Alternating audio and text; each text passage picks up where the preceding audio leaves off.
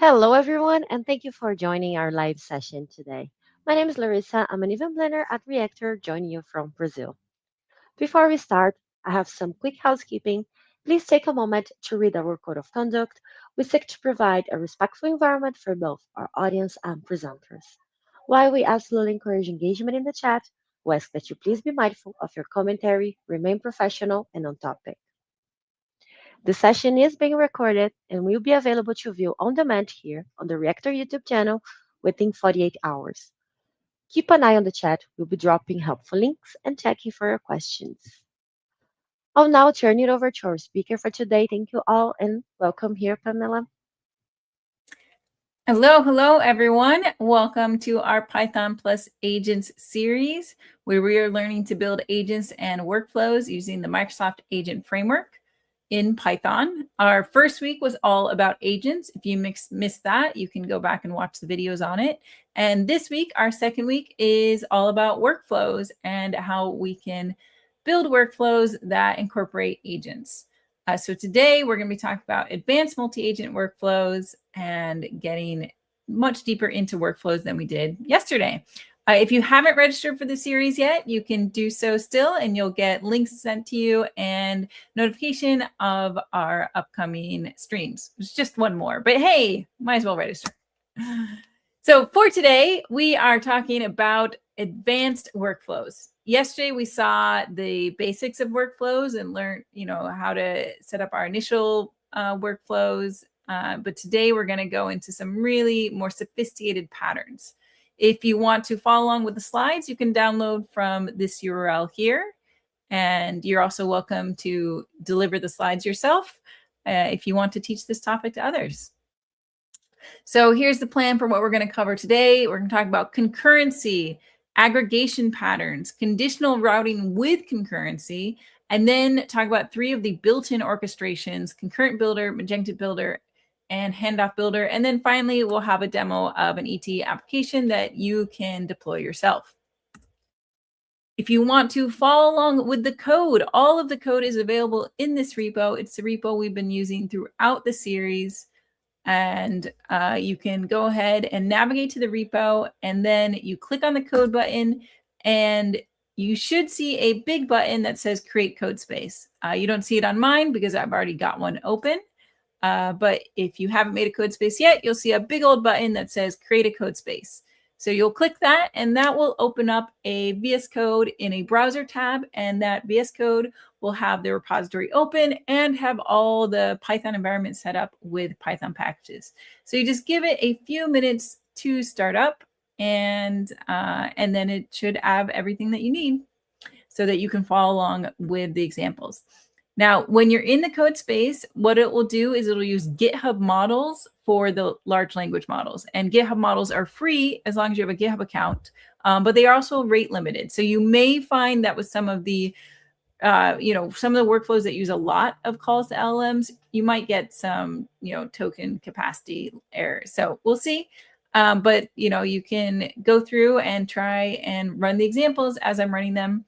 And you can also run them with Microsoft Foundry models, OpenAI, etc.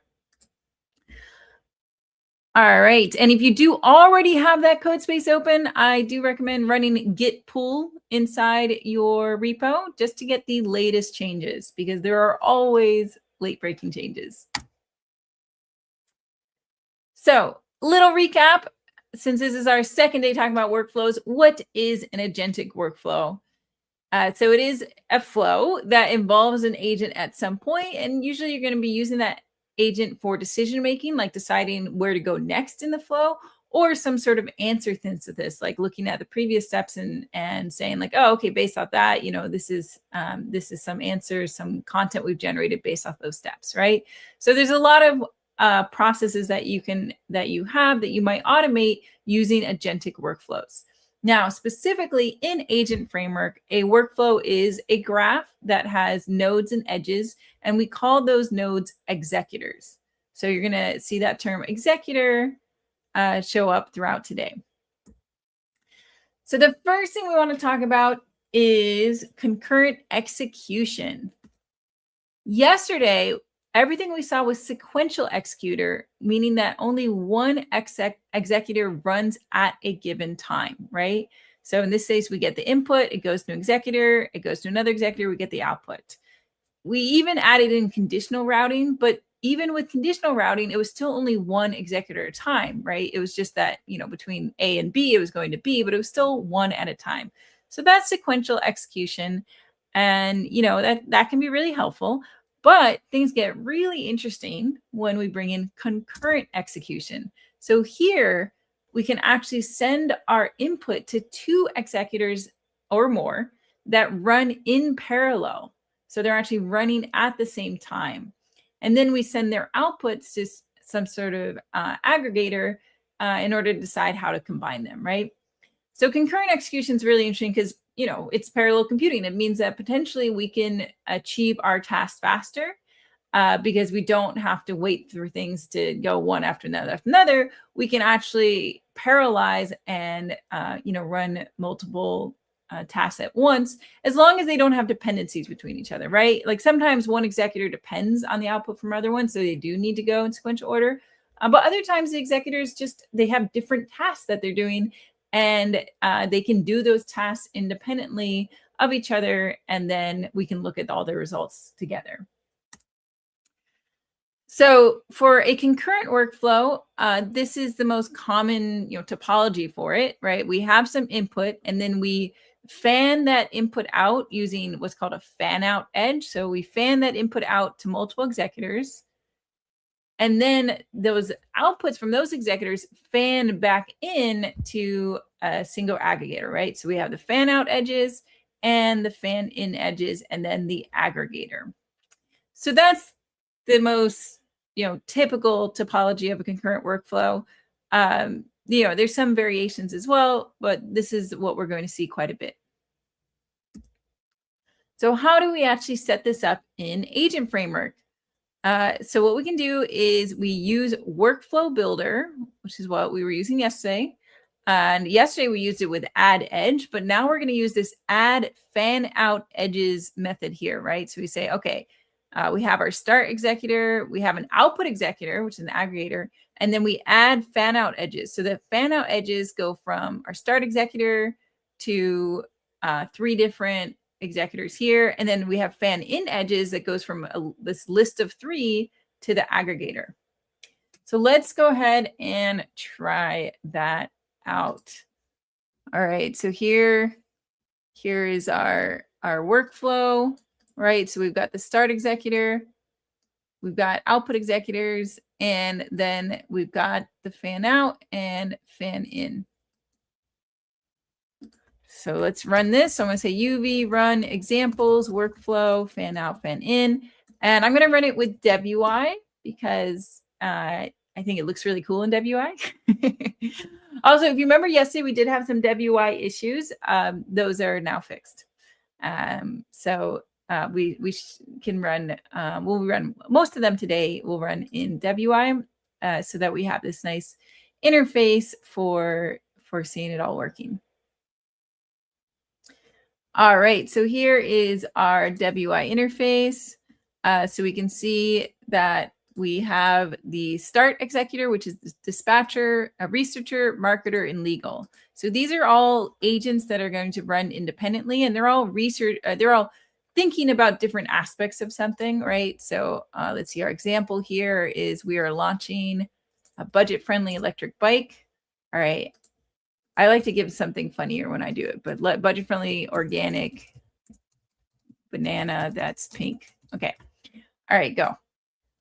So it's taking that input and it's going to see how they're all working at once. So there you can actually visualize this concurrency happening here where every agent is working at the same time.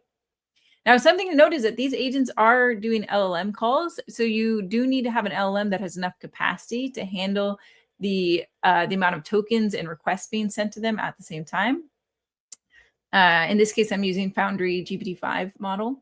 All right, so they all executed, and then they went to the aggregator, and the aggregator just consolidated all their outputs together just by concatenating, right? So we see research findings about pink bananas. We see a marketing, there's the marketing angle. And then at the end, we should find the legal compliance about organic and GMO. Okay, great. So there we have, you can see that they ran in parallel and then they aggregated, right?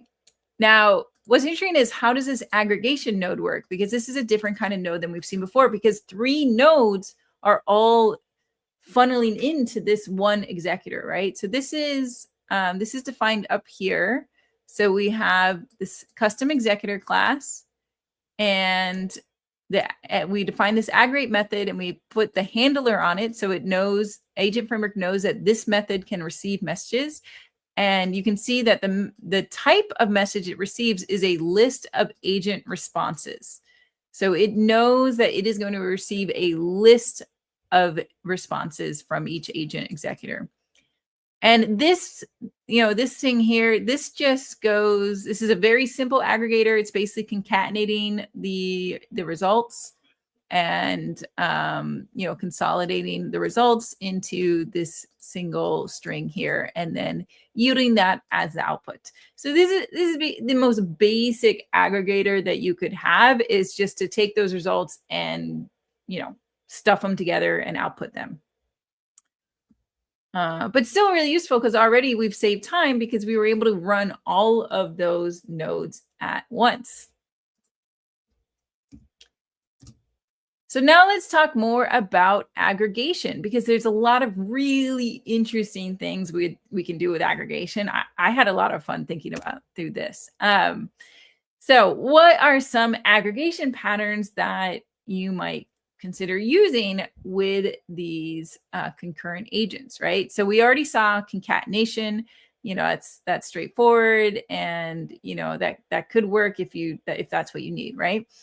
But then we've got some more things we could do. So we could actually use another LLM call based off of, and send that LLM all the outputs and ask the LLM to, summarize it in a particular way. So that's really helpful if we want to, shorten the summary, if we want it in a particular format, if we need it in a table, we can do all kinds of things with using an LLM call. We can use, we can do voting. We can have voting that actually looks and see okay, maybe they're all different judges and the judges were voting, and then we can pick a winner. We can do structured extraction, which is similar to doing a summary, except we're going to actually have the LLM output structured outputs, so that we can, turn our analysis into something, more that's more structured, that we can, store in a database or something. We can do scoring and ranking. Once here, we're going to use an LLM as a judge in the final step. So we're going to see all these actual examples too.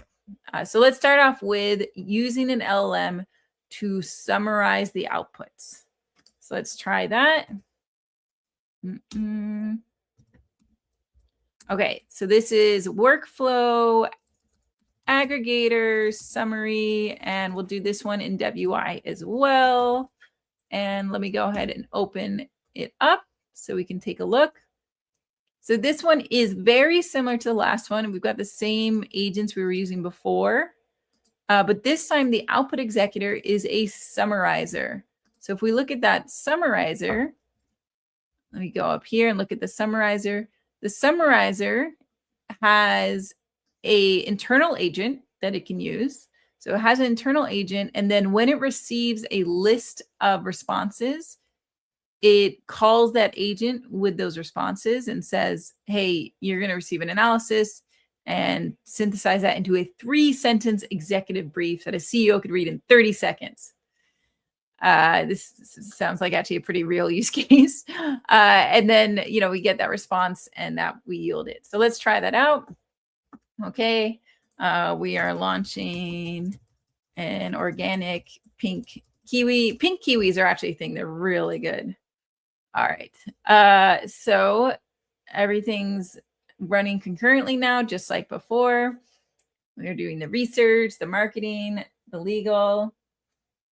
And now it's going to the summarizer. And so now, we're waiting on 2 more. So that's interesting. When you have concurrent nodes, some of them can finish earlier than others, and the aggregator is only going to process them once they've all returned, right? So your concurrent duration is as slow as your slowest executor.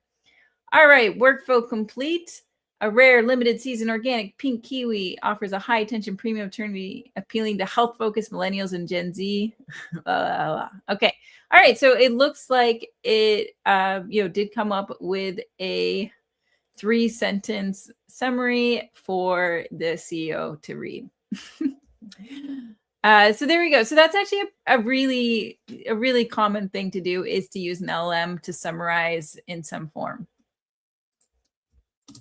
Now let's look at a similar approach. We're going to use an LLM call again, but this time we're going to ask the LLM to produce structured outputs, right? And you can think of structured outputs as basically a JSON that conforms to a particular schema that we give the LLM. We say, hey, you need to look all this, and you need to output, JSON that looks exactly like this, right? So here for this example, we're going to have it review a potential candidate for hiring. And if you do use agents for hiring, please be very careful. It's very easy to introduce bias into hiring processes. There's been a lot of research on that. Okay, so let's go ahead and run this one. Workflow aggregator structured. I'll go run this in WI. So here I'll copy this description of the candidate and run it. All right, so now it is going to analyze that candidate from 3 different perspectives: a technical interview, a behavioral interview, and a cultural interviewer. And each of these are just going to output text, right? So these are, if we look at these ones, these are all standard agents. So they're just going to output text. But then what's interesting is the final aggregator, the extractor, right? And that one has an internal client that it can use to communicate with the LLM. And it receives that list of responses, and then it sends them to the LLM and says, you are a hiring committee reviewer, produce a structured candidate review. And we ask for it to use this response format here. So response format is how we tell it to use structured outputs. So we're telling the LLM, like, hey, when you respond, you need to output JSON that aligns with this schema here. So it's going to output a technical score, technical reason, behavioral score, behavioral reason, and a recommendation. So as a general best practice, if you are ever having LLMs give scores, also have them give reasons. It is so helpful to see the way they justify a score, because it also helps you improve your system. If you disagree with a score, then you can look at the reason and see, why it came up with it, and then you know how to improve your prompt so that it aligns better with your thinking. So always output reasons with your scores. Okay, so here we can see we got the results, and in the output, we do see that the output is JSON. You can actually see it here: technical score 8, technical reason, right? We can also see it over here. So each of them comes in. We've got a recommendation as well, which is hire with reservations, right? So we got these all out, and this is actually, this kind of renders funny, but this is actually a Python object. So then we could easily, have logic based off this output that said, like, okay, if review.technical score equals 8, then do this, or if it's greater than 5, do this, right? So that's what's really great about structured outputs, is that then you can have logic based off of the fields that come out. And you can also much more easily store these in a database, right? Because you might want to just store this in a database, and your database might have a column for like technical score, technical reason. So you can go back through the structured responses from your workflows and see what the results were. All right. Now let's look at another way we could use an LLM, which is to rank the results, right? This is another really common pattern where you want to use concurrency to farm out a request to multiple agents, and those agents might have either different system prompts or different models. I actually do this a lot when coding, is that I'll try the same prompt with Opus versus 5.3, and then I decide which one I think is the best, right? So you could also do the same with code review. That's actually built into the Copilot CLI, where you can just tell it, hey, review with these 5 different models, and you can see them all. So here, we can look at farm out to different agents that have in this case different prompts, and then we can use an LLM to judge them and give them a score, right? And so then we can pick the one we like the best, right? We're like, okay, this one got the best score, we're going to use that one. So let's go ahead and run that one. Aggregator ranking.py. We'll do this one in WI again. Let's see, ranked. Okay. All right. And this one is doing marketing slogans. What's a fruit salad with pink kiwi and green banana. I think I probably should have had breakfast this morning. Everything's going to be about fruit. Okay, so they are coming up with slogans now. And now the slogans are getting ranked by our final LLM stage. So we'll see what slogans they came up with and which one is the best. Okay, so here's the rankings. It is a list of Python objects. So we can see rank 1. So I think that means it's the best. Bold writer, shockingly pink, wildly green, impossible to resist. So that got a rank of 1 and a score of 9. Then we have a rank of 2, emotional writer, surprise your taste buds with pink kiwi and green banana. Yeah, that wasn't as good. And then rank 3, minimalist writer, pink kiwi, green banana bliss, score 6. Okay. Yeah, the bold writer definitely won that one. So how did that work? So here, we've got the workflow builder, and it's going to that ranker. And if we look at that ranker, we see that it has its own client it can use to make LLM calls, and it receives a list of responses and combines them together, sends them to the LLM and say, all right, you got to rank them. You need to give each of them a 1 to 10 score and a justification. So it's actually ranking and scoring at the same time, which is convenient. And here the response format is it's a little more complex. It has to output a list of ranked slogans, right? And that list is going to be in order from best to worst, right? So for each of them, it includes the rank, the agent that came up with it, the slogan, the score, and the justification. So you can actually get really fancy with your structured outputs, right? Like here I've got a list of of a different object type. So it's really amazing what you can do with structured outputs. All right, now finally, let's look at an example where we are not using an LLM in the final call because we're using the LLM earlier on with structured outputs from these agents. So let's go ahead and look at this. This is aggregator voting.py. So this one has classified. So each of these agents are actually outputting structured outputs. So the concurrent agents are outputting classification. So they're trying to classify an input. So they're outputting this classification type, which has a category, which is either bug, billing, feature request, or general.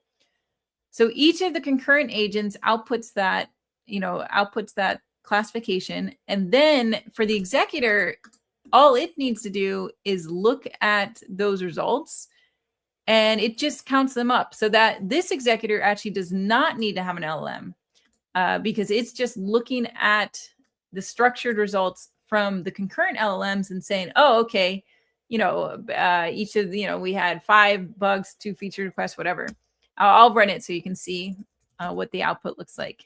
And so this one I'm going to run just in the terminal because it's got multiple examples it's going to run with, so you can see how it decides for each of them. So here it's trying to classify a customer support ticket. So this is a pretty common scenario, right? So this one is very obviously a bug because all of the classifiers voted for it as being a bug. This one, is more ambiguous. This report here, it still got classified as a bug from 2 out of 3 votes.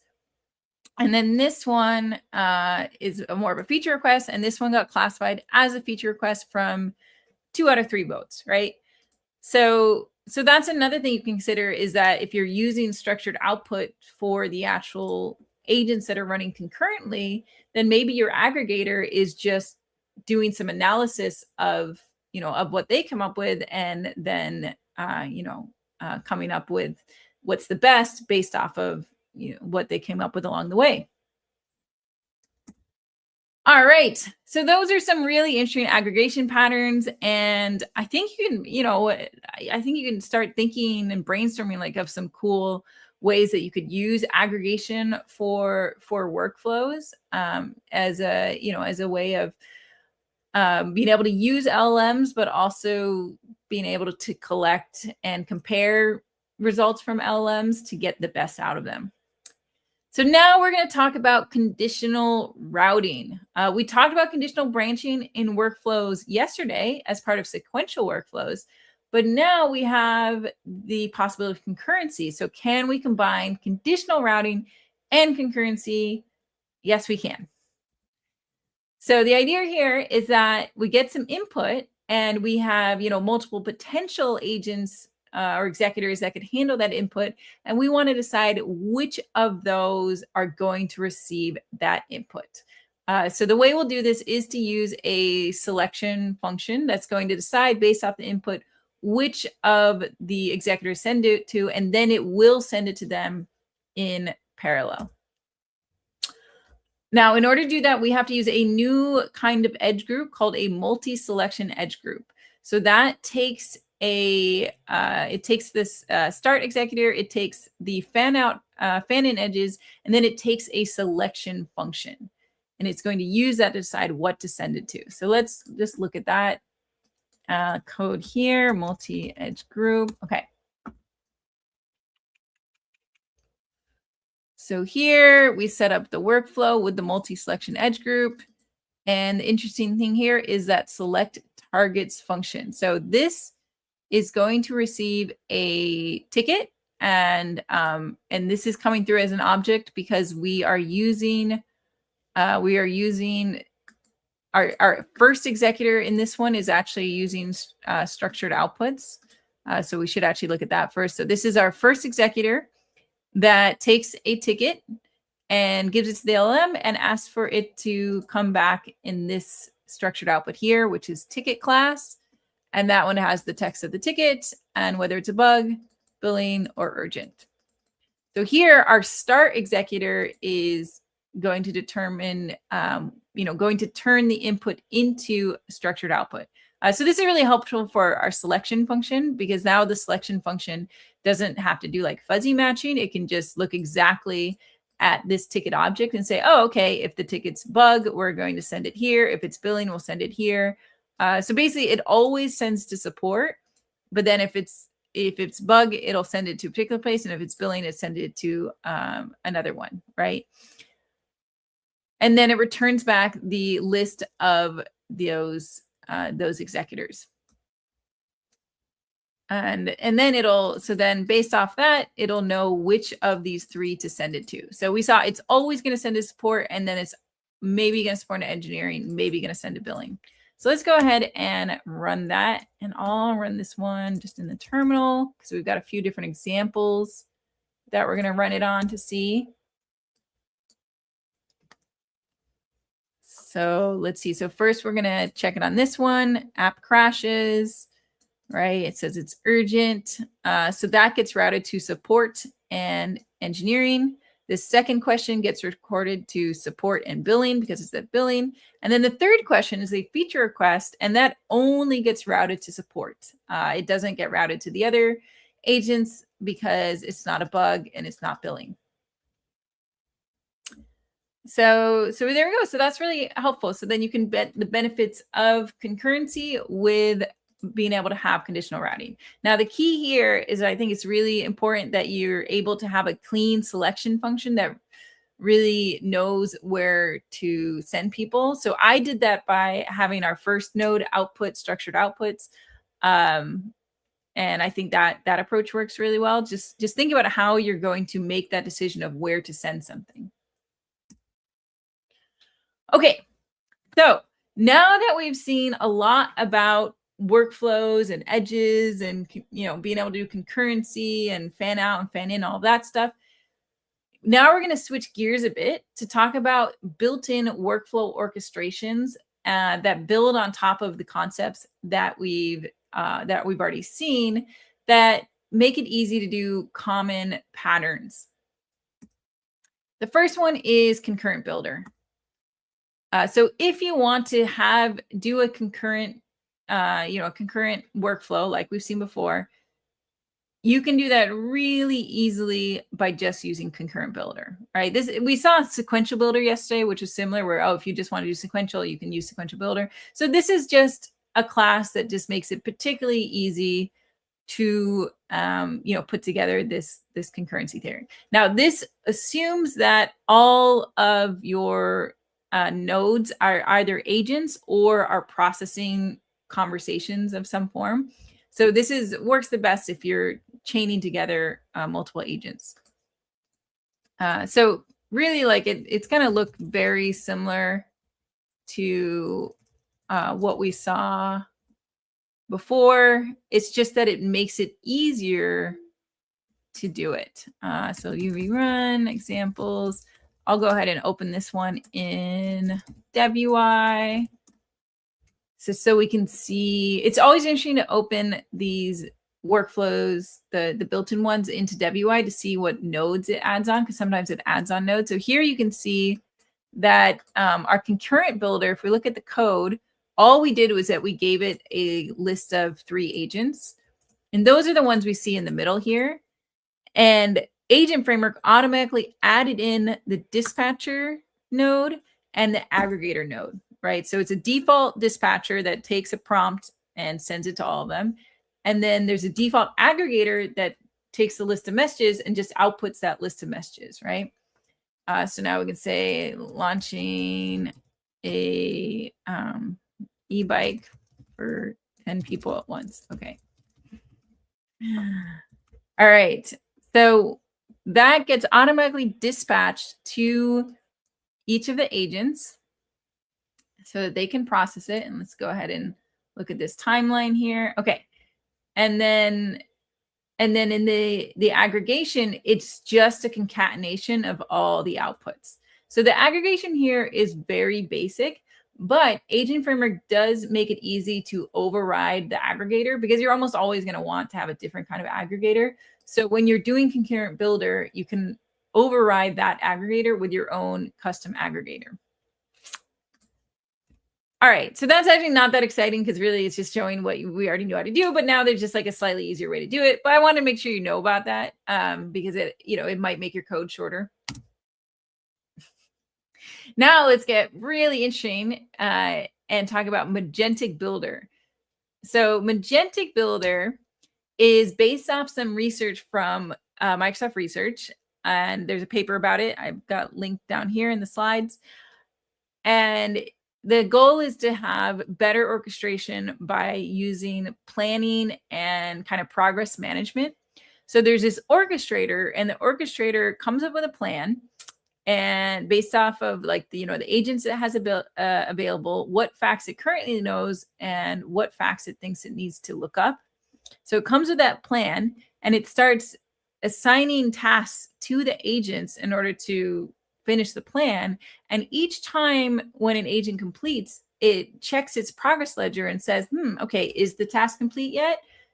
Is progress being made? What should we do next? And it does this all really explicitly. And this Magentic one, it came out, I think it came out before reasoning models. So some folks might argue that you don't need this anymore because reasoning models are kind of maybe doing it behind the scenes. But it does make it really, really explicit, this planning process. And sometimes it helps to, when you really want to be thorough, it does help to make the planning and progress more explicit. So it'll, it's checking constantly to see, is the task complete? Okay, it's not complete. All right, are we still making progress, right? It actually checks to see like, oh, are we in a loop? Are we stalled, right? Because you don't want to just infinitely, work on something. So it has all these interesting checks that it does. So the first step is to coming up with that initial plan, right? So this is actually this prompt it used. So it says, okay, we've got this team, and it'll, look at all the agents you give it and look at the description of each agent and send that to the LM. And it says, okay, we're going to, devise a plan based off of the agents available. So it comes up, the LM comes up with a plan based off of the agents it has. And then this is what the progress ledger looks like. It's actually, structured output JSON that includes these fields, right? So is the request satisfied yet? Like, is the task done yet? Yes or no? Are we currently in a loop? Are agents repeating themselves? Yes or no? It happens actually a fair bit with LLMs.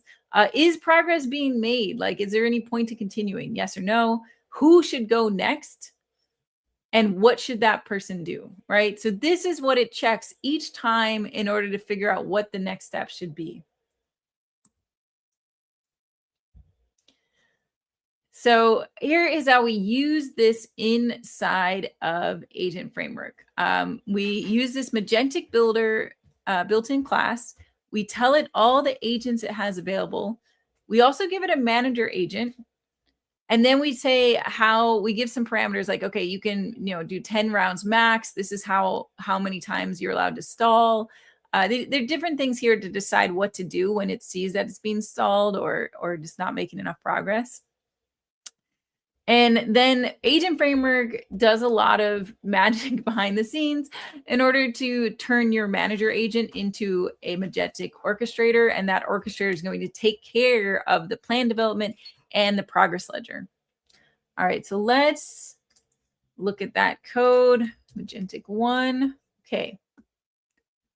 Now, most of this code is just printing out the events. Like the actual code for setting it up is not very long. Oh, that's my Spanish. All right, let's do this in English. Okay, here we go.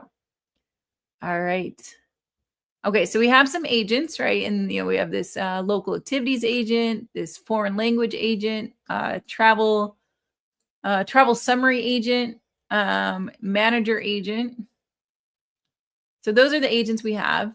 So we create this Magentic builder with these 3 agents as the participants, and then we assign the manager agent to that manager agent. And even though that manager agent has, it has a pretty short prompt, it's actually got a lot of it. It's going to get set up with a lot of orchestration behind the scenes.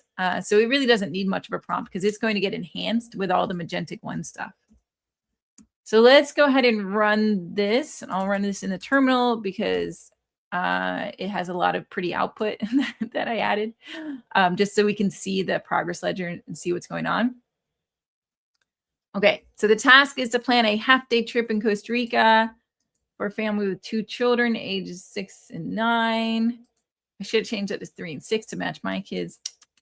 And it's going to plan in itinerary. So the first thing it needs to do is that plan development, right? So we're going to see it come up with a plan. Now, you're going to notice that Magentic 1 takes a bit more time than our other orchestrations because it's doing more behind the scenes. It is doing more LLM calls. It certainly uses more tokens than other ones because it is doing so much explicit steps. All right, so there we got, we had an update. So this was the plan this is its original initial plan. So you can see plan created. All right, we are trying to address this request. We have this team. Here is our initial fact sheet. These are facts to look up. These are facts to derive. These are educated guesses. And here is the plan. So it's very thorough there. And here's the progress ledger, right? So is request satisfied? False. Is in loop? False. Is progress being made? True. Next speaker, local agent. And here is the instruction that's going to get sent to that local agent. So now it's going off to the local agent, which just came back. Okay. It's very long too. Okay, so here's the local agent. Now, local agent said they can't access live websites right now. This would, of course, all be much better with real tools. but it is doing its best job based off its weights and saying what it does know and doesn't know. And now we go to the progress ledger, and that one says, okay, now the next speaker is going to be the travel summary agent. And now it's going to that travel summary agent, which is going to look at the whole conversation and decide what to do. And this is looking at this whole conversation here. I see lots of discussion in the chat about token limiting and whatnot, right? Remember we talked about, so obviously we saw in Magentic Builder, there's various parameters that you can set that will, limit iterations and stalls and stuff like that. So certainly you could look for that on these. And remember also when you're building your agents themselves, you could add middleware on the agents to do token management. For workflows, if you want to do token management in a workflow, you're probably going to do that as a custom executor node that's checking things, right? So on the agents itself, you can use middleware for token management. On the workflows, if it's a built-in one, look at your options here.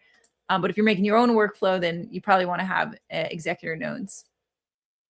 All right, and so we have the language agent now. We're getting some nice pronunciation. And now it's going to go to the travel summary agent to finally finish the job. So you're definitely seeing that this takes, longer than, we could do a comparison of this with, without using Magentic Builder, and we'd see it much faster. The question is, would it be as good? Would it be as thorough? And we talked about evaluation on last Thursday session, right? Like when you're developing these agents and workflows, you want to evaluate them so that you can decide, right? Like you need to know what is the right answer for this. What is the best answer for this question so that you could actually compare and say like, hey, is it worth it to use Magentic Builder?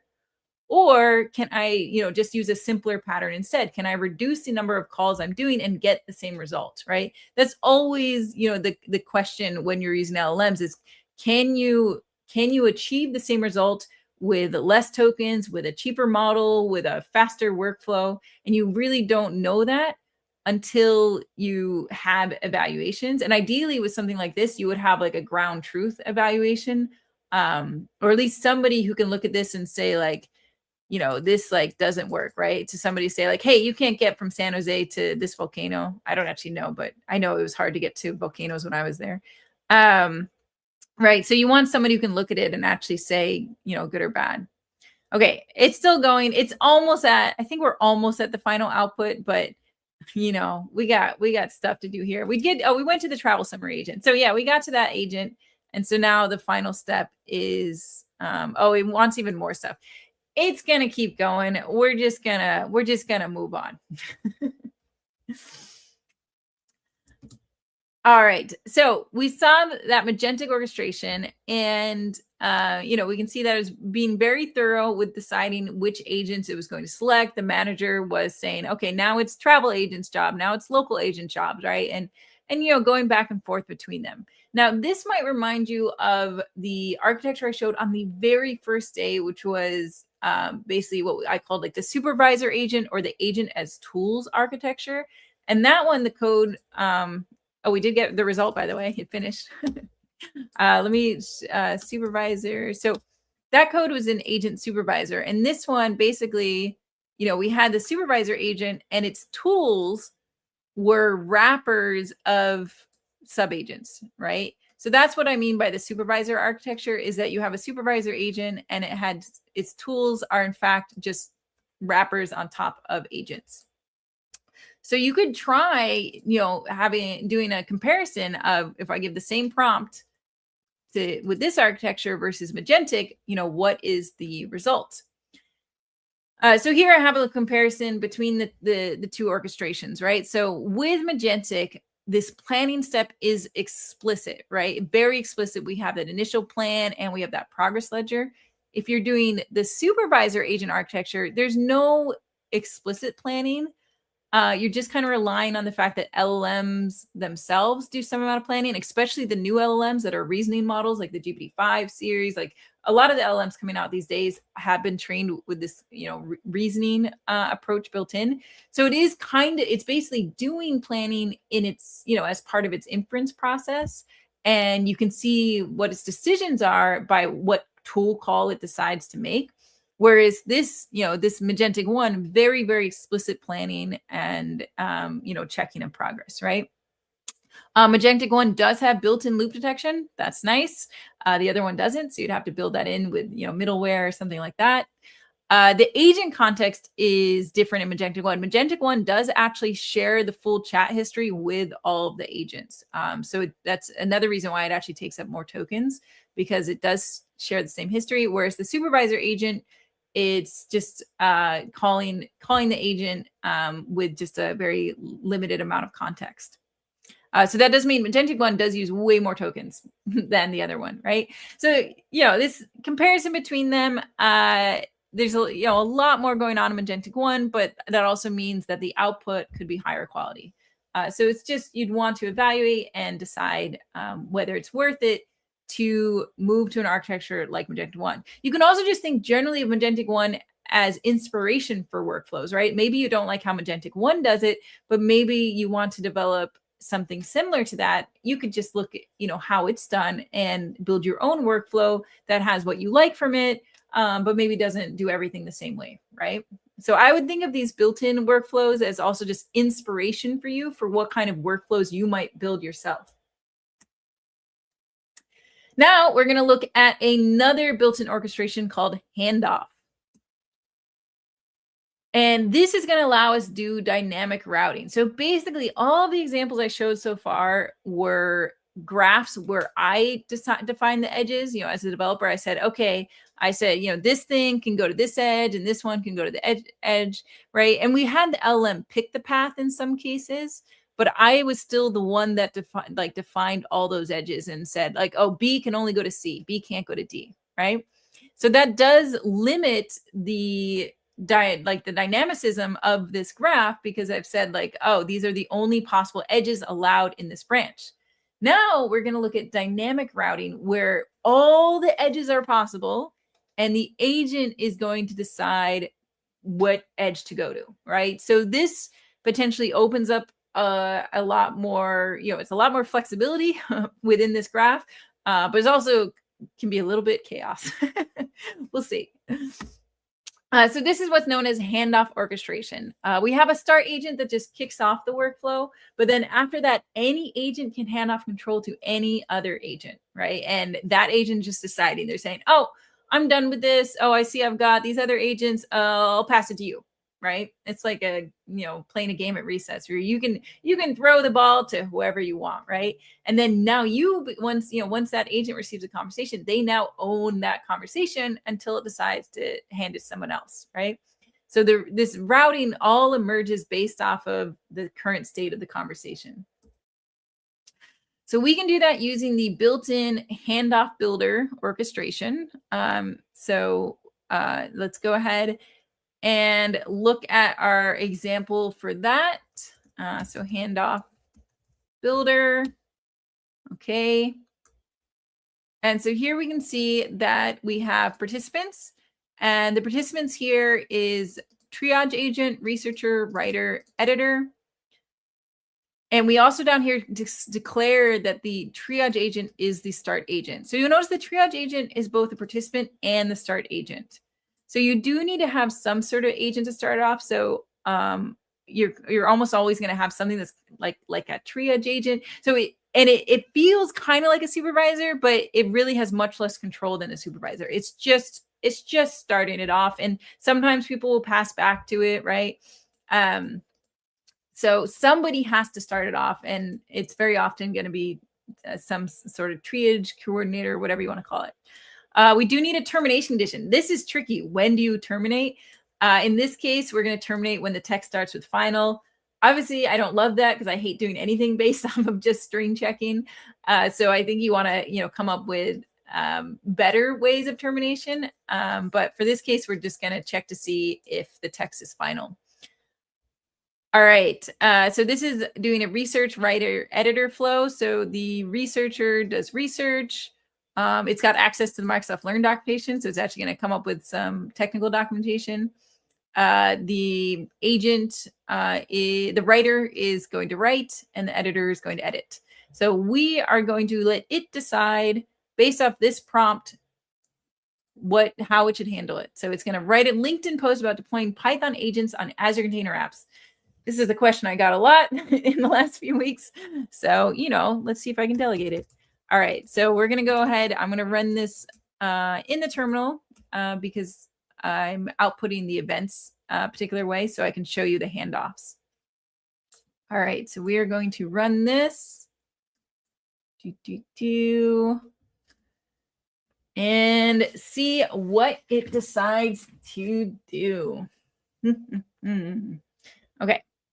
So here we have the prompt, and it's going to start off with the triage agent, and that triage agent says you're a coordinator, hand it off, and gives some ideas about what to do. So you can see it starts off with triage and immediately does a handoff to researcher. So it decided that researcher was the first thing we needed, which makes sense. It does say that's the preferred first step. So we kind of biased the triage agent there. Maybe we shouldn't have biased it. Then the researcher is working. The researcher handed off to the writer. The writer worked. The writer handed off to the editor. The editor's working. And we've got the final. So that actually was pretty clean. When I was doing it earlier today, there was definitely a lot more handoff happening. So that's the thing with handoff is you don't know, like you can go back and forth and back and forth. They just keep, and it doesn't have the loop detection. I didn't put loop detection in here or max rounds in here. So it could just keep going. All right. So here we've got our final, and that's what ended it because it starts the editor prefaced with final. Poetry. I would not have done poetry. Okay. I would do UV. All right. But the rest looks good. Okay. All right. So there we go. So that's a handoff where all the agents can pass off to each other. So it could have even passed back off to triage. Like earlier today when I was running it, it was like passing back off. Like it was just doing a lot of passing back. So you kind of never know what it's going to do. You'll also notice I have this with autonomous mode. That's because I wanted to let it know there's no user that can answer questions. A lot of times it does want to ask the user more questions, but we're not talking about that till tomorrow. So for today, we are doing autonomous mode where it just knows that no user is available to answer any questions for clarification. All right, so that is a handoff where everyone can hand off to everybody else. Now, you can actually make rules, and it feels funny to do rules with handoff, but you can. So you can say, hey, here's the rules. Like these are the handoffs that are allowed. So this is a way of having dynamic routing, but with more constraints, because you might know that you never want a particular, interaction, a particular handoff to be allowed, and that only, some subset of handoffs is allowed. So here, we've got one where we've got a bunch of rules.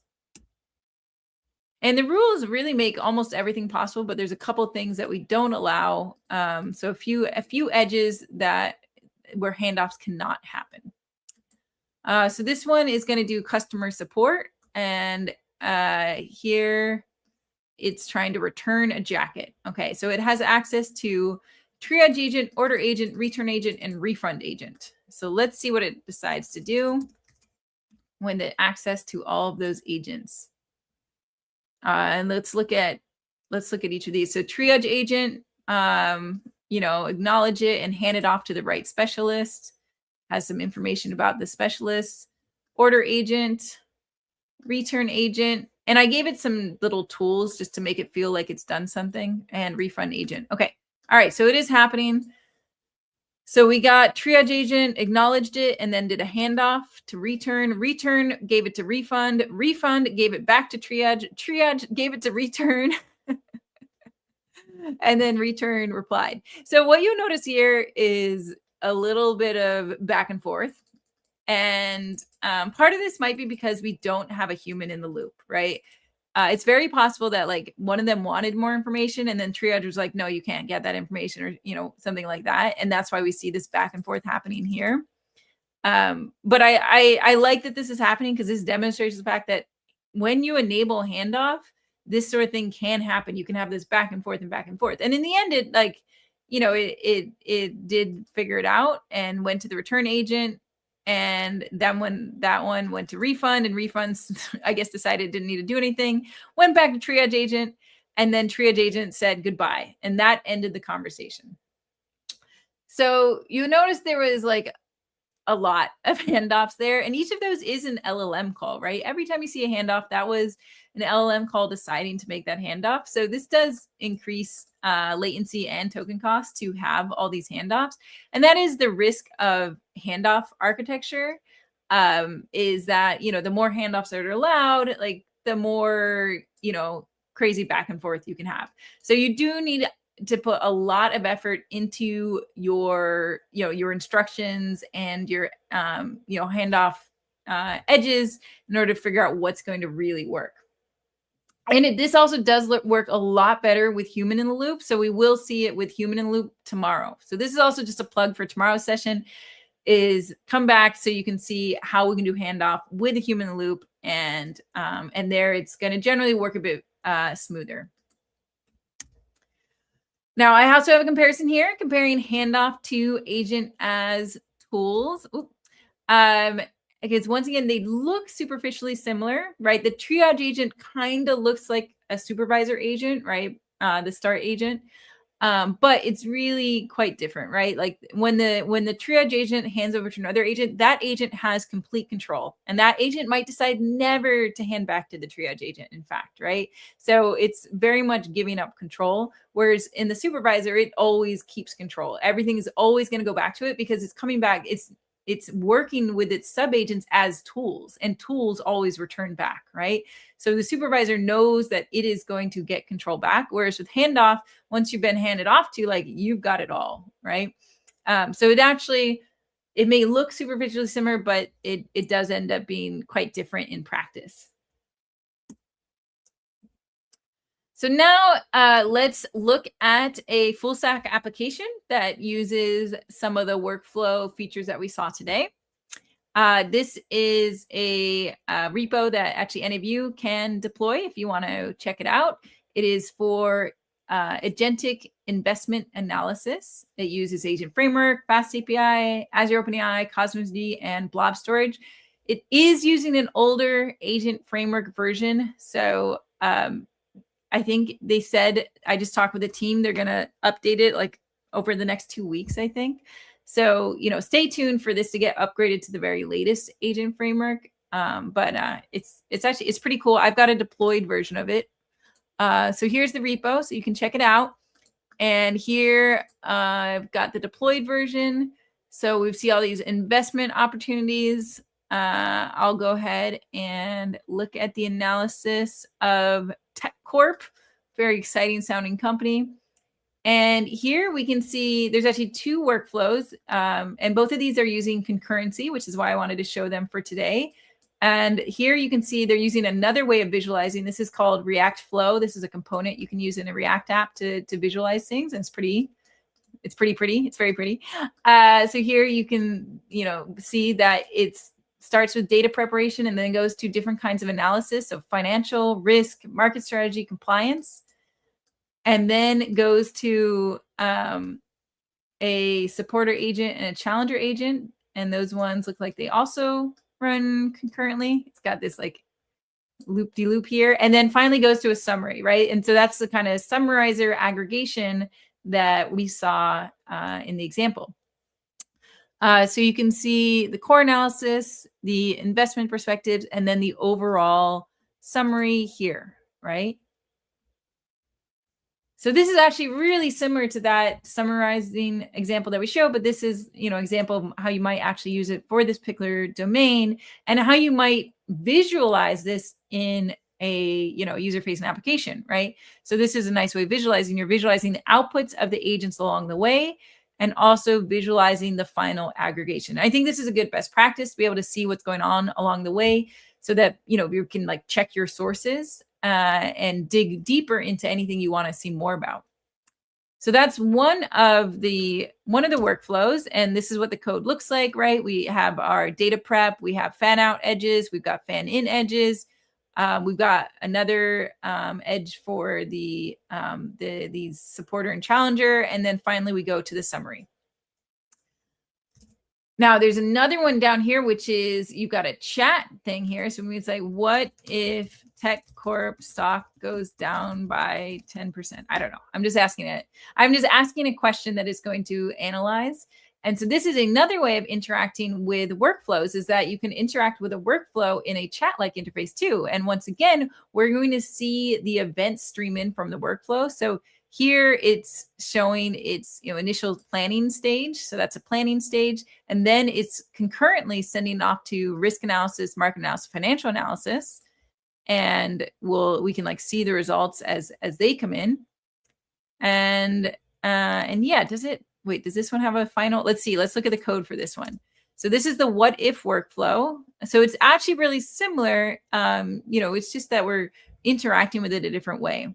So this one, there should be a summarizer agent that is working behind the scenes as well. I don't see the output for it right now, but yeah, really similar.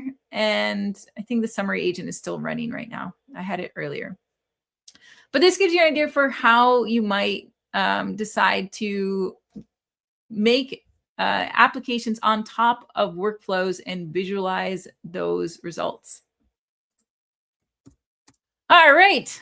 We are over time by 1 minute. Thank you, everyone, for joining today. I hope you learned a bunch. And if you have more questions, which I'm sure you do, because I didn't really have time to address any of the questions in chat, we have office hours right now in our Foundry Discord. So come on over to the Foundry Discord and bring your questions. And it's always really fun to hear what follow-up questions people have. We have one more live stream in the series about adding a human in the loop. So to join us tomorrow for our final live stream. All right, everyone. Thank you so much. See you in the Discord. Bye. Thank you, Pamela. Thank you all for joining. We are always looking to improve our sessions and your experience. So if you have any feedback for us, we would love to hear what you have to say. You can find the link to our survey in the chat or on the screen, and we'll see you on the next one.